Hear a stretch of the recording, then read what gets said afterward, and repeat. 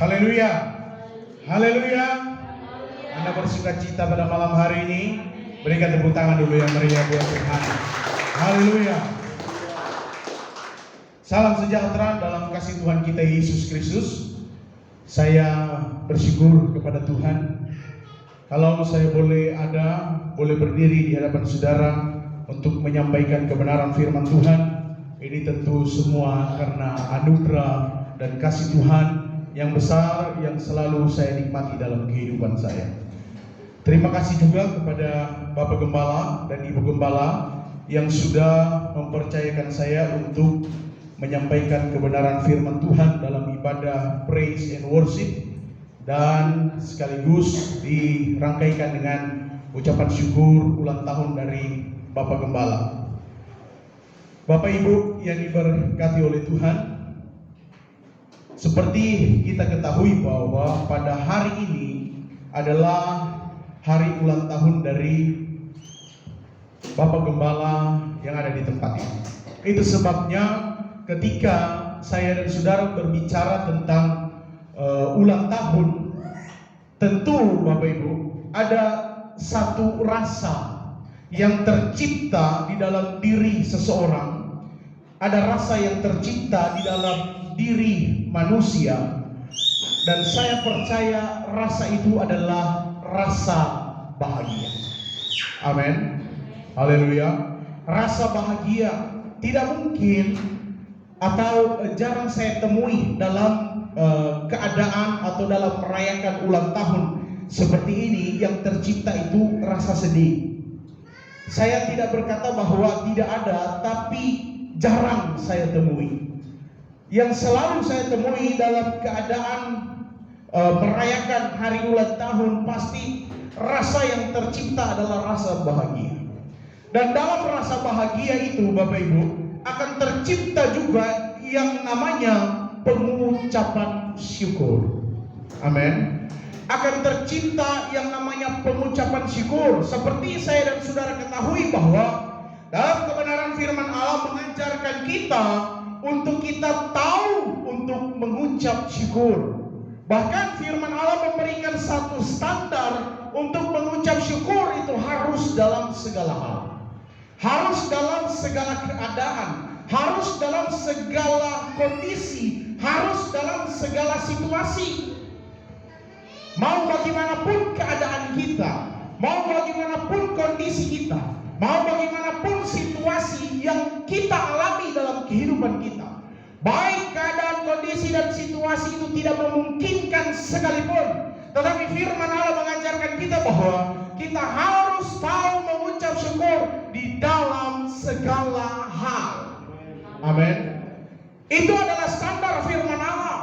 Standar firman Allah bukan standar yang neko-neko. Standar firman Allah tidak main-main, tapi firman Allah memberikan kita satu standar. Standarnya dalam segala hal. Standar itu tidak bisa ditawar-tawar lagi Bapak Ibu. Itu adalah standar Tuhan. Tentu bicara tentang mengucap syukur, yang dimaksud dengan dalam segala hal bukan berarti kita nanti menghadapi berkat saja baru kita mengucap syukur. Bukan berarti nanti kita mengalami yang namanya rasa bahagia itu baru kita mengucap syukur.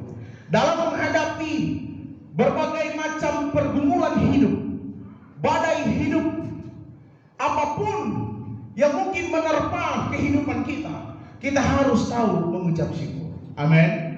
Haleluya. Itu sebabnya Bapak Ibu yang diberkati oleh Tuhan, pada saat ini saya akan bicara tentang cara-cara sederhana untuk kita mengucap syukur kepada Tuhan. Yang jelas cara-cara sederhana itu yang sesuai dengan perintah Tuhan atau sesuai dengan firman Tuhan. Kita buka Alkitab kita dalam Mazmur 67 ayat yang keempat. Firman Tuhan berkata demikian. Saudara tinggal duduk saja dengan sikap menghormati kebenaran firman Tuhan. Mazmur 67 ayat yang keempat.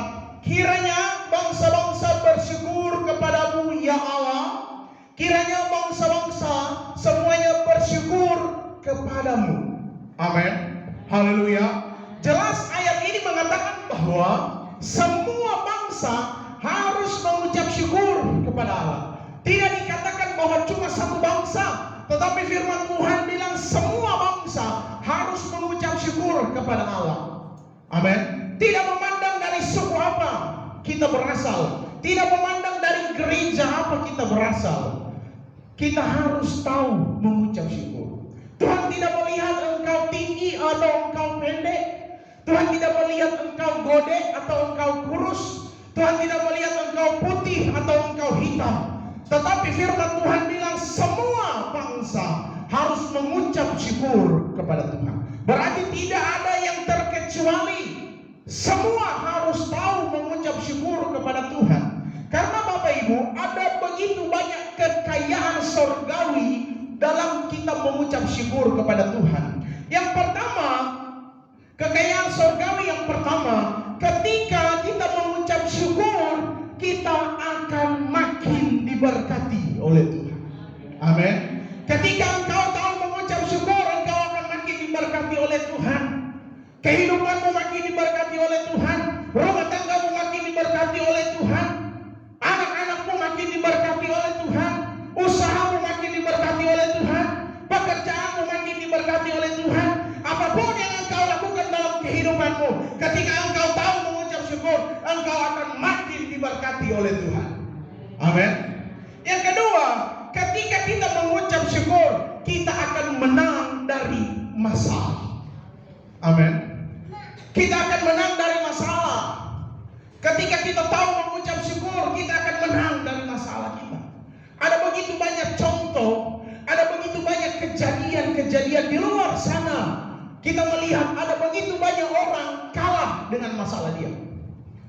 Dia kalah dengan masalah. Dia terpuruk dengan masalah. Tapi kalau kita tahu mengucap syukur kepada Tuhan, kita akan menang dari setiap masalah dan pergumulan hidup yang datang silih berganti dalam kehidupan kita. Haleluya. Yang ketiga, ketika kita mengucap syukur, tentu kita akan menyenangkan hati Tuhan. Haleluya. Karena ucapan syukur adalah perintah Tuhan kepada setiap orang percaya bahwa kita harus tahu mengucap syukur. Otomatis ketika saya dan saudara melakukan firman Tuhan, kita tahu melakukan firman Tuhan, hati Tuhan pasti disenangkan. Amin. Hati Tuhan disenangkan ketika kita melakukan firman Tuhan. Haleluya. Di dunia ini Bapak Ibu, ada orang yang mau mengucap syukur. Tetapi ada juga orang yang tidak mau mengucap syukur. Ada ciri-ciri orang yang tidak mau mengucap syukur. Ciri-ciri orang yang tidak mau mengucap syukur, yang pertama, dia suka bersungut-sungut. Orang yang suka bersungut-sungut adalah orang yang tidak mau mengucap syukur. Orang yang suka mendongkol adalah orang yang tidak mau mengucap syukur. Dalam segala situasi keadaan, walaupun dia dalam keadaan bahagia, dia bersungut-sungut. Itu adalah orang yang tidak mau mengucap syukur. Yang kedua, ciri yang kedua, dia suka membuat perhitungan dengan Tuhan. Orang yang suka membuat perhitungan dengan Tuhan adalah orang yang tidak mau mengucap syukur. Bagaimana orang yang suka membuat perhitungan dengan Tuhan? Kadang orang itu berpikir begini, atau dia mengatakan begini, Tuhan, kita tabur yang banyak, tapi kenapa kita tuai sedikit? Sedangkan engkau berkata kalau tabur banyak akan menuai banyak. Ini adalah orang yang suka hitung-hitungan dengan Tuhan. Dia tidak pernah mengucap syukur. Ini adalah orang yang tidak mau mengucap syukur. Kadang dalam kehidupan kekristenan kita itu sering terjadi, Bapak Ibu. Kita menabur banyak, tapi kadang menuai sedikit. Apakah Tuhan tidak menggenapi janjinya? Ketika saya dan saudara menabur banyak, kita akan menuai banyak? Tentu tidak. Tuhan selalu menggenapi janjinya dalam kehidupan kita, orang percaya. Namun kenapa itu terjadi? Kenapa kita tabur banyak, tapi yang kita tuai sedikit? Itulah yang disebut dengan proses Tuhan. Amin. Itu namanya proses Tuhan. Ketika saya dan saudara menabur banyak, namun kita menuai sedikit, berarti Tuhan sementara memproses hidup kita. Tuhan sementara menguji kita. Dia ingin melihat apakah saya dan saudara tetap setia untuk menabur atau tidak. Amin. Ketika saya dan saudara tetap setia untuk melakukan firman Tuhan, kita tetap setia untuk menabur, yakin dan percaya tuaian yang besar, berkat Tuhan yang besar, Tuhan sudah sediakan setelah saya dan saudara menjalani proses Tuhan itu dengan setia. Amin. Haleluya. Ada ciri yang ketiga, orang yang tidak suka mengucap syukur adalah orang yang selalu merasa kurang atau tidak pernah merasa puas. Orang begini adalah orang yang tidak pernah mengucap syukur. Tetapi dalam hal merasa kurang, ada merasa kurang yang positif. Apa itu? Merasa kurang berdoa. Setiga kali berdoa satu hari, rasa kurang, ya kan? Merasa kurang apa lagi? Merasa kurang menikmati hadirat Tuhan, suka cari hadirat Tuhan. Itu merasa kurang yang positif. Tetapi ada merasa kurang yang negatif. Tidak pernah merasa puas. Berkat Tuhan yang mengalir dalam kehidupannya, tidak pernah dia merasa puas. Itu sebabnya dia selalu, kembali ke poin pertama, dia selalu bersungut-sungut. Tidak pernah merasa puas dengan apa yang dia miliki, dengan apa yang Tuhan berikan kepada dia. Itu adalah ciri-ciri orang yang tidak mau mengucap syukur kepada Tuhan. Sekarang kita sudah tahu ciri-ciri orang yang tidak mau mengucap syukur kepada Tuhan. Bapak Ibu yang diberkati oleh Tuhan, ada akibat dari hidup tanpa rasa syukur. Akibat yang pertama dari hidup tanpa rasa syukur, yaitu hidup penuh dengan tekanan. Karena kenapa? Karena itu masalah yang silih berganti datang dalam kehidupan kita. Kita tidak mampu mengatasinya. Otomatis saya dan saudara kalah dengan masalah itu. Tentu kita akan menghadapi tekanan demi tekanan dalam kehidupan kita. Tidak heran Bapak Ibu, banyak orang mengambil keputusan yang salah. Ketika masalah datang, ketika tekanan itu datang, mereka mengambil keputusan untuk mengakhiri hidup mereka. Dengan apa? Dengan lompat dari gedung yang tinggi. Dengan apa? Dengan menggantung diri. Itu adalah keputusan yang salah. Karena mereka tidak tahu mengucap syukur, sehingga mereka mengalami tekanan demi tekanan karena masalah yang datang silih berganti dalam kehidupan mereka. Tetapi saya percaya kita semua yang hadir adalah orang-orang yang suka mengucap syukur. Amin. Kita semua suka mengucap syukur. Pasti kita akan menang dari setiap masalah kita. Kita akan menang dari setiap tekanan-tekanan yang akan kita alami. Amin. Haleluya. Akibat dari hidup tanpa rasa syukur, yang kedua, kita bisa jatuh dalam lubang atau jerat iblis yang dia ciptakan untuk kita. Ketika kita tidak tahu bersyukur, kita akan jatuh dalam jerat iblis. Itu sebabnya ketika seseorang mengalami tekanan dalam hidupnya, tidak heran banyak orang jatuh dalam jerat iblis. Karena apa? Karena mereka tidak tahu mengucap syukur. Karena apa? Karena mereka tidak mampu menang atas setiap tekanan hidup yang datang. Karena mereka tidak mampu menang atas setiap masalah yang datang. Itu sebabnya banyak orang jatuh dalam jerat iblis. Karena firman Tuhan berkata iblis itu seperti singa yang mengaum-ngaum. Ketika dia lihat ada kesempatan, dia terkam. Itu sebabnya Bapak Ibu, ada cara sederhana dalam firman Allah untuk saya dan saudara mengucap syukur kepada Tuhan. Yang pertama, dalam Ibrani 13 ayat yang ke-15.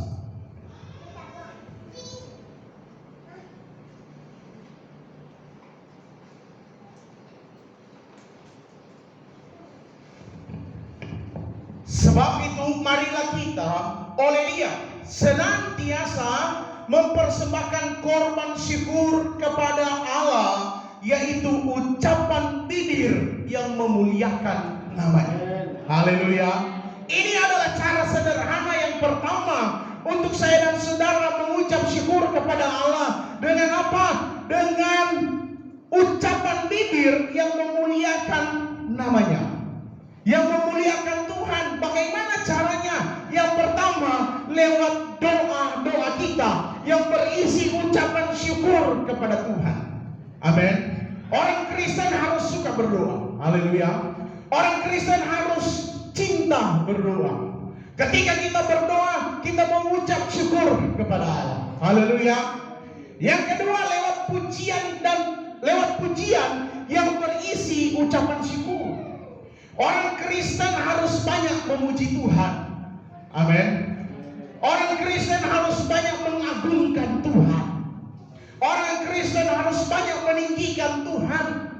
Bukan kita lebih banyak menggunakan bibir kita ini untuk memaki orang lain. Bukan lebih banyak kita gunakan bibir kita ini untuk menghina orang lain. Bukannya lebih banyak kita gunakan bibir kita ini untuk menceritakan kejelekan-kejelekan orang lain. Bukannya lebih banyak kita gunakan bibir kita ini untuk menjatuhkan orang lain. Tapi lebih banyak kita gunakan bibir kita, ucapan bibir kita untuk memuji Tuhan. Amin. Untuk memuji Tuhan. Itu sebabnya orang Kristen itu harus suka memuji Tuhan. Dalam keadaan apapun, dalam situasi apapun, dalam kondisi apapun, dimanapun saudara berada, saudara harus suka memuji Tuhan. Amin. Harus suka memuji Tuhan. Saya dengan istri saya waktu ke Manado, kita naik motor, Bapak Ibu.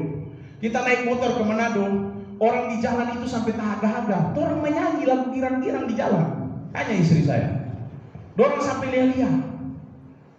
Apalagi di bagian Gorontalo. Kita sering menyanyi di jalan. Itu yang kami lakukan. Karena kami suka memuji Tuhan. Haleluya. Yang selanjutnya, lewat ucapan bibir apa lagi? Lewat penyembahan kita kepada Tuhan yang bernuansa ucapan syukur. Orang Kristen harus lebih suka menyembah Tuhan. Menyembah Tuhan lewat apa, Bapak Ibu? Kita sering menyembah Tuhan lewat pujian dan penyembahan, lewat lagu-lagu rohani yang kita nyanyikan. Itu sebabnya orang Kristen harus lebih suka menyanyi lagu rohani. Amin. Haleluya. Orang Kristen harus lebih suka nyanyi lagu rohani dibandingkan lagu-lagu sekuler. Saya pernah mengatakan bahwa lagu sekuler tidak apa-apa kita nyanyikan. Tidak apa-apa. Lagu sekuler yang bagaimana dulu? Lagu sekuler kebangsaan, mungkin lagu budaya, lagu alam. Ada begitu banyak lagu sekuler yang bisa kita nyanyikan. Tetapi orang Kristen harus lebih suka menyanyikan lagu-lagu rohani dibandingkan lagu-lagu sekuler. Amin. Kalau engkau cinta Tuhan, pasti engkau lebih suka nyanyi lagu rohani dibandingkan lagu-lagu sekuler. Karena yang bertata di setiap pujian penyembahan kita, saat saya dan saudara menyanyikan lagu-lagu rohani yang tujuannya memuji menyembah Tuhan, ada Tuhan yang bertata di atas setiap pujian dan penyembahan kita. Amin. Kalau lagu sekuler, apa yang bertata? Tidak mungkin Tuhan bertata. Bahkan lagu sekuler dalam sejarah Romawi, dalam sejarah Yunani, ada dewa-dewa cinta yang bertata di atas lagu-lagu sekuler yang bernuansa cinta. Itu sebabnya kita orang Kristen harus lebih suka menyanyi lagu-lagu rohani. Haleluya. Yang kedua, cara kita untuk mengucap syukur kepada Tuhan, yaitu Ibrani 12 ayat 28.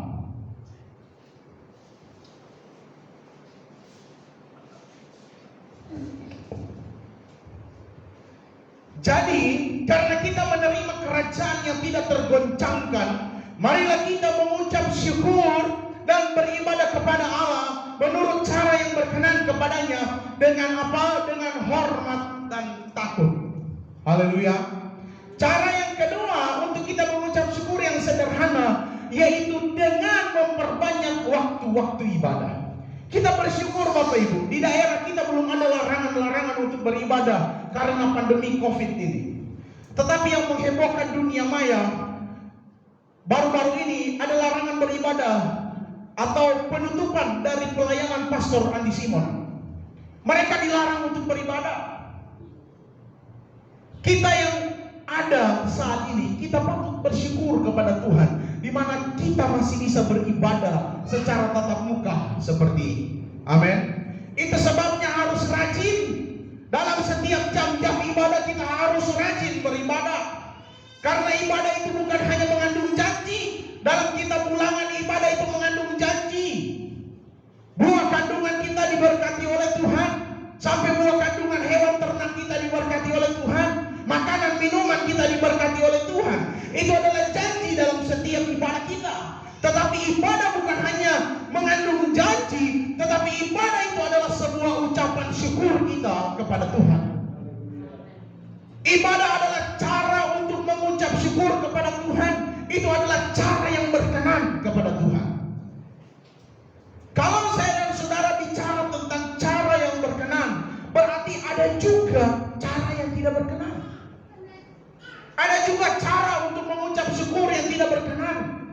Ada begitu banyak orang Kristen di luar sana, ketika mengucap syukur, baik itu ucapan syukur ulang tahun, baik itu ucapan syukur tahun baru, mereka melakukan ucapan syukur dengan cara-cara yang tidak berkenan. Cara apa? Pertama, pesta pora. Yang kedua, mabuk-mabukan, pesta narkoba, dan lain sebagainya. Ada begitu banyak hal yang tidak berkenan kepada Tuhan yang mereka lakukan di saat mereka mengucap syukur. Itu tentu adalah cara-cara yang salah. Tapi cara yang benar, firman Tuhan bilang, beribadah kepada Tuhan. Amin. Itu adalah cara ucapan syukur yang berkenan kepada Tuhan. Yang ketiga, yang terakhir, dalam 2 Korintus 9 ayat 12.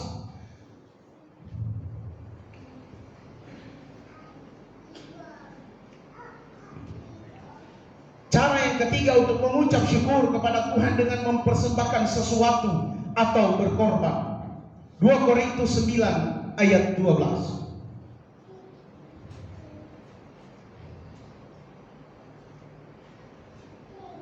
Firman Tuhan berkata, sebab pelayanan kasih yang berisi pemberian ini bukan hanya mencukupkan keperluan-keperluan orang-orang kudus. Orang-orang kudus di sana berbicara tentang orang-orang Lewi yang dikuduskan oleh Tuhan untuk melayani Tuhan, adalah hamba-hamba Tuhan. Tetapi juga melimpahkan ucapan syukur kepada Allah. Lanjut, Yeremia 33 ayat yang ke-11 bagian B.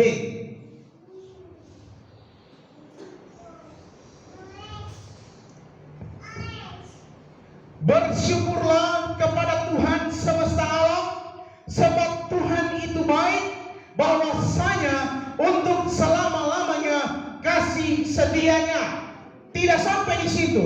Firman Tuhan tidak sampai di situ hanya menyuruh atau memerintahkan kita untuk bersyukur, tetapi ada lanjutannya. Perhatikan, sambil mempersembahkan korban syukur di rumah Tuhan, sebab aku akan memulihkan keadaan negeri ini seperti dahulu, firman Tuhan.